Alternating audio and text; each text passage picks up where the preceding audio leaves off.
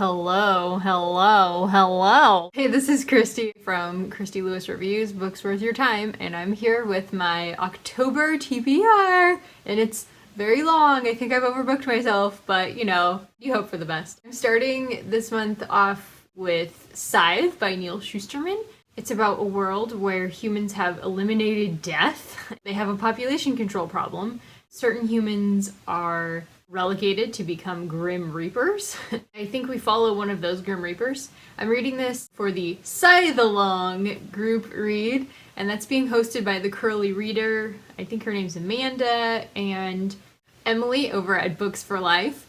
They're also reading the second book in the second half of the month. If I really enjoy the first book, I will try and fit the second one in. I really am interested in it because I'm always looking for young adult speculative fiction that doesn't have like a huge romance element. Not because I dislike romance arcs, I enjoy them sometimes, but if they're not done well, I'm just probably going to put the book down, honestly. That is one of the things that just drives me nuts about books. So I'm hoping that this will be full of good ideas as well. That's my other stipulation. I just couldn't ignore the hype about this soon-to-be trilogy. My boss at the library where I worked for a couple years, he really enjoyed the book, and I have read a different book by Neal Shusterman called Unwind, but it's been quite a while since I read that. And I don't really remember too much of what I thought about it. I think I thought it was interesting. But we'll see what I think about this one. I'm pretty excited to try it. It's been a while since I've really enjoyed a young adult fiction book.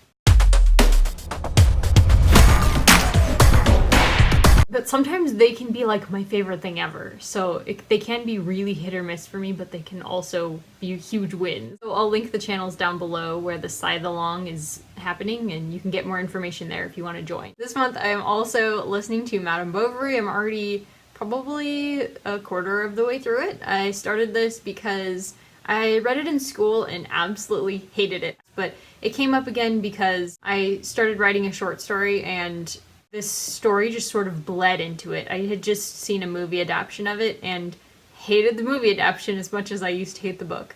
So I just decided I'm just gonna have to try rereading it and see how I feel about it, because it's in my short story now and I'm not gonna take it out, so I need to understand it better. So it's a challenge, but I think it's an important one.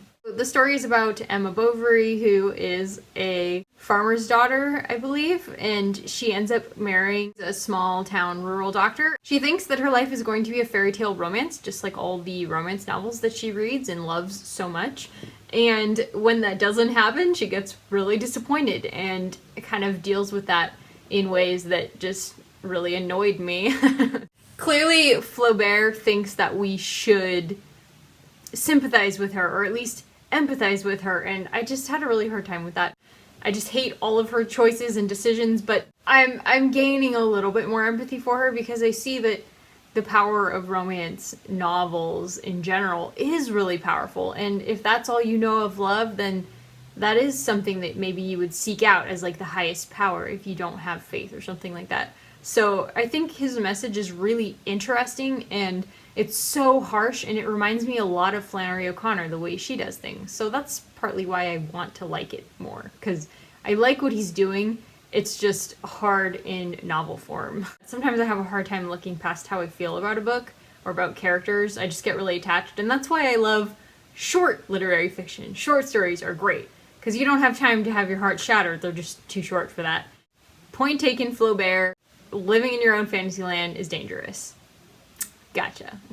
So we'll see what my verdict about that is at the end of the month after giving it another shot. And the next book that I have been reading is Show Them No Mercy, 4 Views on the Canaanite Genocide, which is a book by 4 theologians. It seems like God is telling the Israelites to just go destroy a people and show them no mercy, including killing everybody, children included. How can that possibly be reconciled with the New Testament Jesus, who is so compassionate and loving? And so far I'm really enjoying this. I'm about 54% of the way through it. It's pointing out some of the things that I kind of intellectually knew but wasn't really feeling, which is the eschatological Jesus is a lot more harsh than the Jesus of the New Testament. And I'm also reading this hefty tome, the Jewish Study Bible, in portions, a few portions here and there, to learn about their take on the Canaanite genocide.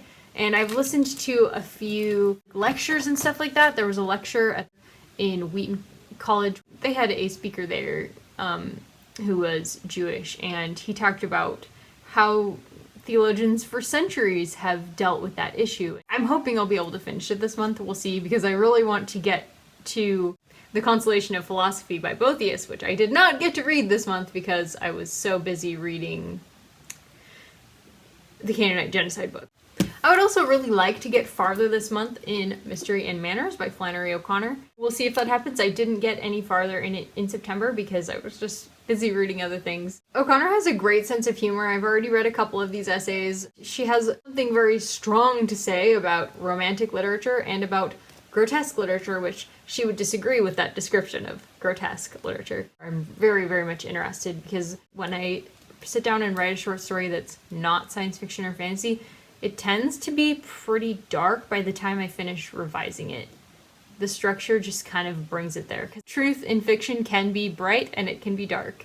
And if I'm trying to get published in an adult market, it's probably going to have to be dark. Like Flannery O'Connor. That's just her way of speaking to the world. It has to be very in your face because her values are so different from those of the world. And the next book that I am reading this month is The Radical Reader. This has a bunch of essays from obviously radical writers like Emma Goldman and people like that, the anarchist leader. And I'm reading this one because I read The Jungle, and I also read and loved Ragtime by E.L. Doctorow. I really, really loved this book, and it talks a lot about Emma Goldman. And so I want to, just for some historical context, read a few of these essays. This is a gigantic book, and I will not be getting very far, but I wanted to show it because I think it's useful reference for people. If you're looking for just some short historical essays to kind of get you into the writings of certain thinkers in history, this might be something that you could pick up. Hey guys. So this is 2 days later after I filmed my October TBR, and I just heard from my buddy reader friend that she will not be able to read with me this month, which means that knocks 2 books off of my TBR. I probably just edit out of this video, so you don't even know what they are. Hopefully we'll be reading that at some point, those books. But for now, I was kind of at a loss for what to do. I had these holes in my TBR, which can be fun. I can be a mood reader. But I really wasn't sure what I was gonna do. And then I ran across the BOOTOYOU readathon over at Emma's Bookish Princess channel.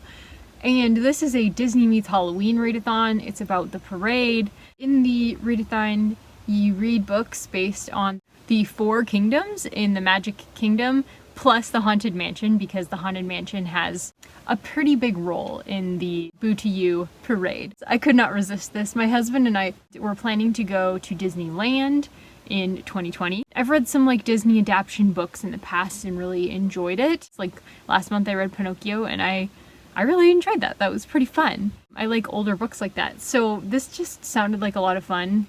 Even though I'm not planning to read a ton of those Disney adaptations the way Emma is, you should see her reading list. It's so cute, guys. It's just lots of fairy dust involved. Her channel's adorable, by the way. If you haven't checked out Emma's channel, I highly recommend it. I've been watching it for a little while, and she just does all this Disney stuff and travel vlogs and really interesting books. She talks about Elizabeth Goudge, and I haven't heard any other booktubers talking about Elizabeth Goudge. If you want to join the readathon, you still totally can. It's already October 2nd today. Sorry about that. So the books that I'm reading, I've got quite a pile. So the first option I wanted to talk about is the Tomorrowland option, which is obviously going to be Scythe, which as you can see, I've already started reading. Tomorrowland is obviously what the world's gonna look like tomorrow, and this is a dystopian that I'm enjoying very much so far. I'm like 5 chapters in, and it's very thoughtful. This is the kind of fiction that I want to write. It talks about morality, and it does it in an interesting way that's not gonna bore you. You know, I love classics, but a lot of people don't, and this is a kind of book that can talk about the same things classics talk about, philosophy and morality and stuff like that, but in a more exciting way. I'm stoked. This is exactly what I was hoping it would be so far. And if I really end up liking it, I also got the sequel, Thunderhead, to check out and read later in the month. That's the second half of the Scythealong readathon.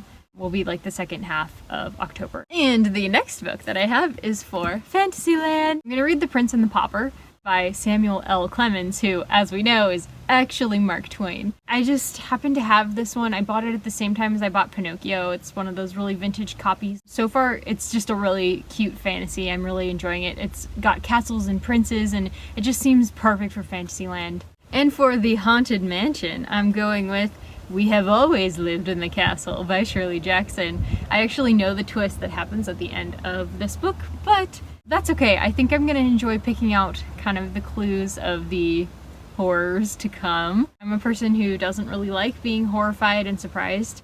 I sometimes like horror fiction, but it just depends. I loved I Am Not a Serial Killer and that whole series by Dan Wells and the podcast with Brandon Sanderson. So I can love horror, but we'll see if I love this. I'm hoping I do. It sounds really atmospheric and quirky and dark. It's perfect for the Haunted Mansion challenge. And the next book that I have is for the Frontierland challenge. That is Death Comes for the Archbishop by Willa Cather. It was published in 1927 and it won the William Dean Howells Medal in 1930. I read a short story by Willa Cather in a short story collection called The Best American Short Stories of the Century. That was a fantastic collection, and I found one of her stories in there and I just fell in love with the characters and the way she writes characters. And I've heard that her landscapes are fantastic, and you probably know Willa Cather from her book My Antonia, which is her really famous one about a woman who is a pioneer.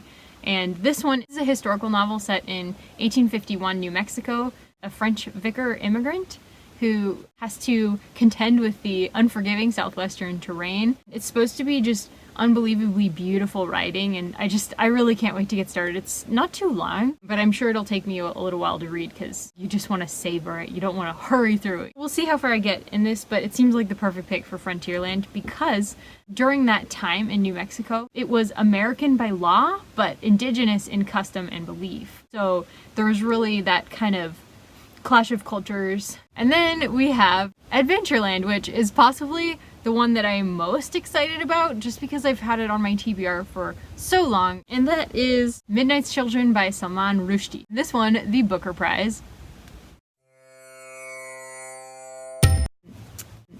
I've just been dying to read it for forever.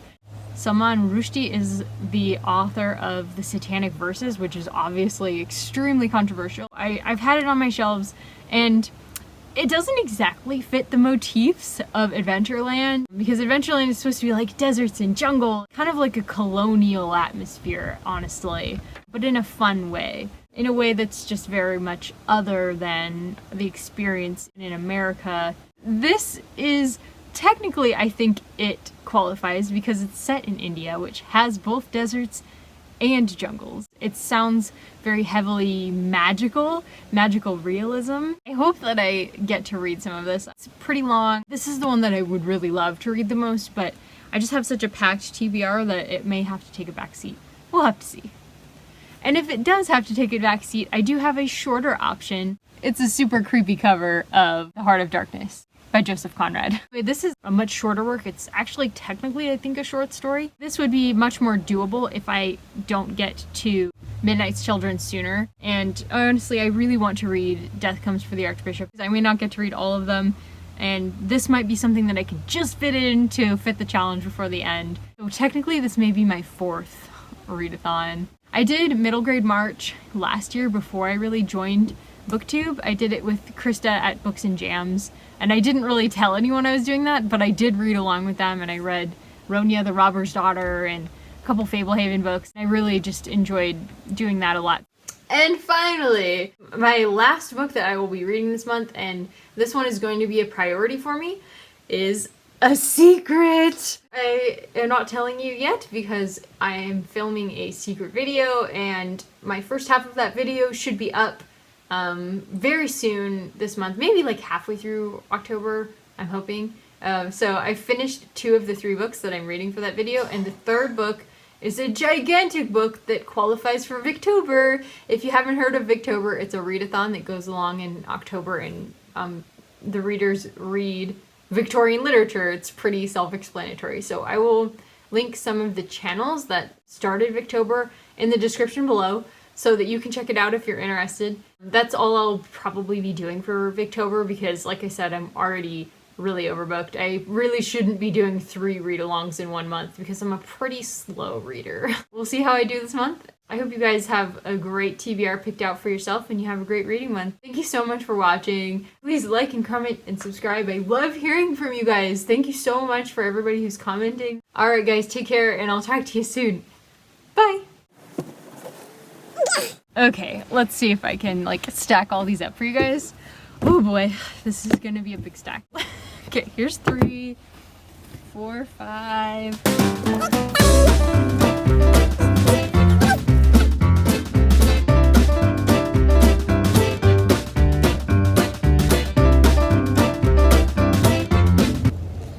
Oops, I forgot some. I'm not as good at this as Christine at Pulling Bananas books, obviously. No, that was a nice view of my armpit. Yeah, good thing I shaved today. I didn't actually shave today. Lucky you.